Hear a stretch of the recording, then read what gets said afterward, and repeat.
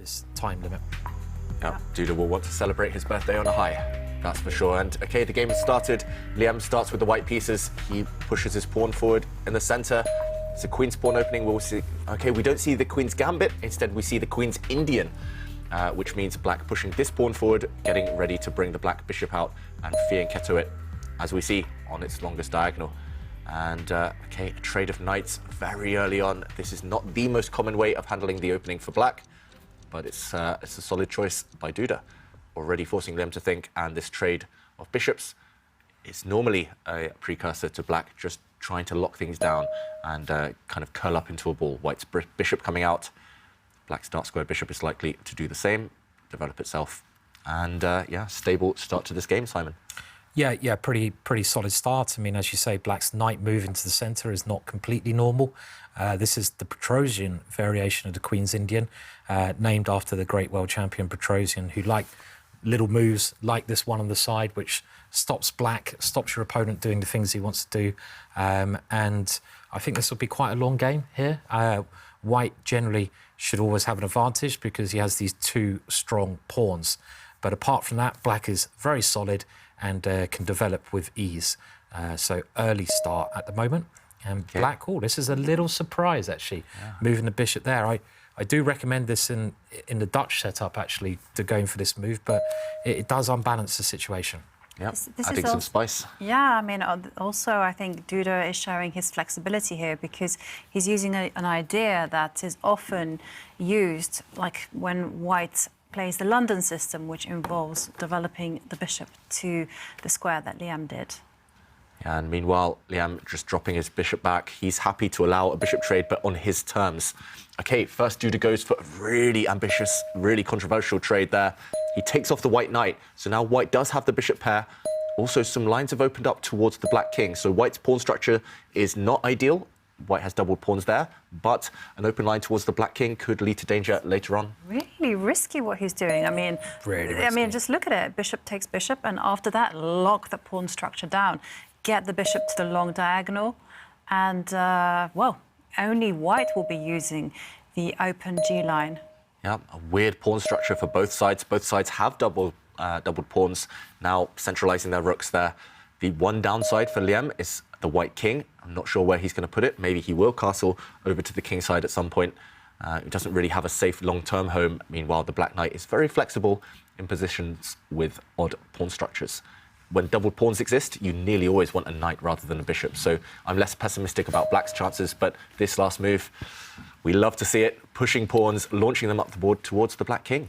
Yeah, always love a good move. Always a good move. And black now, I probably trying to concentrate his forces on the half-open file. Maybe he's going to swing his queen even 2 squares across and get the other rook over there. I mean, it seems quite blocked as well. You might say that favours the knight, a blocked position, but white's bishop is a very useful piece and a good piece there. And look at that pawn. Look at it go.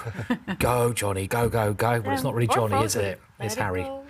Yeah, we're getting the song in eventually. It's got to happen. Actually, Anish said in the podcast, the rapid fire questions, that he liked those cartoon songs, and he mentioned Frozen. Yeah, let it go. Yeah. Yeah. And yeah, he didn't like Baby Shark so much. I did ask him about that. You suggested that.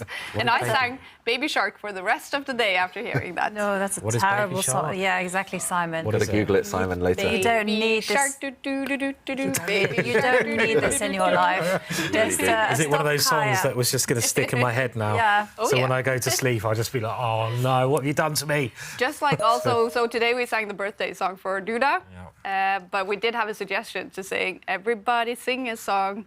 Duda, Duda. Thank you. That one also gets stuck to your head. Anyways, chess. Yeah, talking of Duda, he really has some questions to answer now because look at this pawn. It's marauding up the board. Liem really trying to create some holes around the black king. No matter what you do now, whether you capture this pawn, this white pawn is going to be super strong. If you take it off the board, you open up lines for the black king. If you just bypass this pawn and not allow any captures there, then there will be holes. White's queen will try and snake her way in later. Wow. And that looks so risky. To allow the opening of the H file is incredibly brave or risky. So, yeah, I mean, I'm surprised by that. I thought he'd lock it down, but he hasn't. But maybe it works. Yeah. I mean, look at that rook move that he's playing. You know, note that he didn't capture that white pawn sitting there on g7. The black king is using that pawn as a shield, and instead, all the firepower is going to be happening along the c line. Yeah, and Liem, he actually made a facial expression there, Liem. He just looked off to the side as if he missed this last move. Maybe he thought white was winning, but as you guys mentioned, that white pawn in front of the black king, it's a double agent. White doesn't even want it on the board because now it just protects that black king. If the white queen comes out attacking the black king, then the black rook is just a great defender. So very exciting position, and of course black has all this counterplay on the queen side, so which we're going to see now if black just recaptures that pawn with his rook. Unbalanced, incredibly unbalanced. Very wild position, and Liem did have to take a timeout to deal with that strong black pawn. I'm surprised Duda's thinking now. I guess he can choose which pawn to take. Black's 2 rooks. Each of them can choose to grab one of the white pawns. Can he also just put some pressure in the centre? And, you know, pile on... I'm just thinking of advancing the central pawn 2 squares. Yeah, black's d-pawn can march forward. If you look at the c-file where black's queen, black's rook are, they are pinning this white pawn. So you could definitely imagine black throwing things forward. First, he takes away that double agent. The double agent is gone. But black gains a bit of time against white's bishop. I wasn't sure about that. I mean, that pawn could have been taken whenever, wherever, to quote Shakira. But yeah, you're right. Oh, dear. I like it. How many songs can we get in this one? So, have to go down the karaoke bar later. But meanwhile, the reason I didn't like this one and the evaluation bar reacting in white's favour is because this move, white's bishop suddenly protects everything. It looks counterintuitive, retreating all of white's pieces pretty much on their starting squares, apart from one white rook. But looking good for white. White's pawn structure now very nice in the centre. This one could still go either way, and a time scramble imminent. Both sides around the 2-minute 40 mark. Okay, oof. This is such a high-quality game so far. Wow. And it's yet to be seen how Duda tries to break through to that white king still on its starting square. Yeah. Don't think either of those pieces have moved, right? The white king or queen. The queen, the king, the bishop, the rook. Yep, they're all as if they haven't moved. Exactly. But he's actually doing okay, so this is the new way to play. Put your pieces back where they start. So The pawn's doing all the work, basically, now? The pawns are doing the heavy lifting. They're carrying this game for Liem right now. But at some point later, the white bishop will spring to life. The white rooks, they're decently placed. White's queen, despite starting on her original square, she has a lot of potential on both sides of the board. Duda, I want to say Duda now, but Duda, he's thinking for 1 minute in this position. Yeah, it's a long time. Ooh, okay. Well, this is an interesting move. He's trying to get some squares for his knight in the centre, but as you mentioned, white's pawns are so dangerously placed here. And can Duda get his knight into the middle? I mean, whose king is weakest? This is really important when the time control gets shorter. I mean, I remember Malcolm Payne, English international master who runs the chess and brick shop. Wow. This is incredible chess. Yeah. You know, out of all the pieces that could have chosen to develop, Liem centralises the king, which is a fantastic move because potentially, you know, it gets ready to connect the rooks.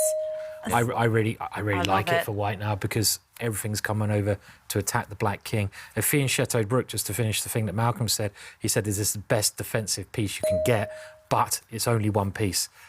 So, yeah, white looking good here, David, do you think? Looking very, very good. And that white king move in front of the white queen is really reminiscent of Van Foreest's genius move earlier in the tournament a few days ago. So, yeah, really counterintuitive, but the white king's safe for now, protected by its bishop. The thing for black is, how is he ever going to fight on either colour complex? White's bishop controls the light squares. Anywhere the knight jumps in, it will just get captured by the white bishop, and white's pawns completely dominate the dark squares. And look at this, white's queen jumping out now as well. And you're right, Simon, that black rook in front of the black king, if it gets traded off, the black king is in big, big trouble. Yeah. So, yeah, it's hard to imagine the black queen jumping into anywhere active. Yeah. I mean, all one-sided now.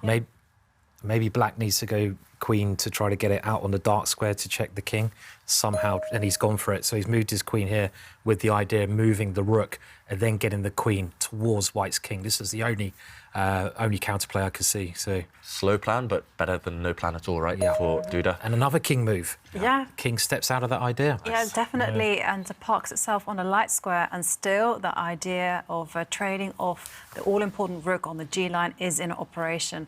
And, you know, I really dislike that capture, you know, rook capturing the G7 pawn. all the way back, I thought was the wrong pawn to capture. I think Duda just missed the idea that white could reroute the white bishop, and suddenly white has complete control. And Liem, what I love about him, and the reason he's so good at blitz, is he keeps things simple. He plays complicated moves, but they cut out all calculation. They just cut out any of the opponent's plans. And right now, big time advantage as well for Liem. He's got double the amount of time of Duda. He's playing very well, isn't he, in this game? I mean, everything's sort of keeping control is so important.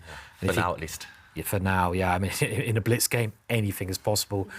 Black can still jump in at some point.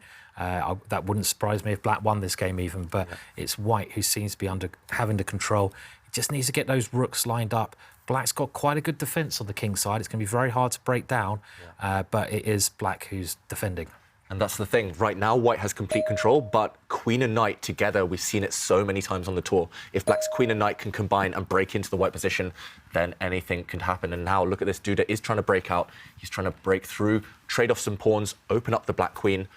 Okay, Liem, with his last move, losing a little bit of control, maybe. I'm not sure what the white queen's doing out there on the side of the board. She's going to zoom up and start to attack the knight, I think. Very easy to defend, though. Okay, she does attack this black knight. And up to Duda now, how is he going to proceed? Is he going to trade one set of rooks at some point? Is he just going to defend his knight now with his rook? Really in the balance, I think, that, because the white king, you know, I'm not sure which king is weaker. I'm actually thinking that black king, it's so well defended by black's pieces. I don't see how you attack it. The white king, the black queen can get near it, can come down. You know, anything's possible. Black knight can jump into the centre now. OK, we did see a rook trade very quickly. And grab the pawn. What does that work? Well, there's a draw here. If white wants to draw, he has a forced draw. But does he have something more? The rook can come down and give check. Yeah, if white wants to draw, he will take the black knight off the board with the white queen. The white rook will disappear, but then the white queen will be able to give a lot of checks, and that's why that game would end in a draw. But if Liem wants to win, he won't take the black knight now. He'll move the white rook. So the white rook, if it moves, it means Liem wants to win this game. 45 seconds for him. Maybe he can bring his rook up to the top of the board, as you guys mentioned, but really complicated position here. Could still go either way. Wow. Looks good for Liem, but I mean, he's playing for the win. He's playing for the win. Going for the win. Nice. And I have to say, a little bit of a surprising result in the other first Blitz game. Giri Mamdjarov, a draw, because I've seen the bar been all the way over to Giri's side in that game. But it is a draw. It looks like he just missed his chance. He had a big attack, Anish Giri, but couldn't break through. Great defense from Mamdjarov. Meanwhile, back to this one. Black's rook defends its knight. But suddenly, it feels like as long as you can find a safe square for the white king, which is no given, then you might be doing well. Look at that move. Queen retreats. That's an alpha zero move. I remember like bringing the queen back to come to the other side of the board. Black getting the check in first, so maybe to stop that. But look at the time. They're so short of time. Keep an eye on that one. Yeah, Duda down to around 10 seconds. Liem around 20 seconds this one. His queen is dancing around. His queen has done a lot of exercise in this game, using both corners of the board, trying to find an angle. But the A pawn is going to drop. And what is black's threat? I mean, black wants to bring the knight in to attack the white king. But can you ignore your king? It's all about timing. I mean, Duda race now. Who's going to get the attack first? Liem grabs the pawn. 5 seconds. 2 seconds. He's got to move. He's got to move. OK, he pushes his pawn. That is not the kind of move he wanted to play. Black's knight now will act as a defender, but Duda wanted to go on the attack. And now Liem, whoa, nice move, attacking the black queen. And where's she going? She has to retreat. Feels like it's so close to winning now for Liem if he can break through and attack that black king. How does he do it? OK, well, he's played it to... The knight now comes in, so black is now trying to attack as well. That knight threatening to jump in. It could still go either way, this. Liem, so brave, ignoring the white king and the threats to it, going for the black queen now, centralising. But hang on a second, there's a big check on the board. There's a massive check. And, he's got the queen. He has pinned the queen to the king. That is the end. Oh. That is the end. So a win for Liem then in the first.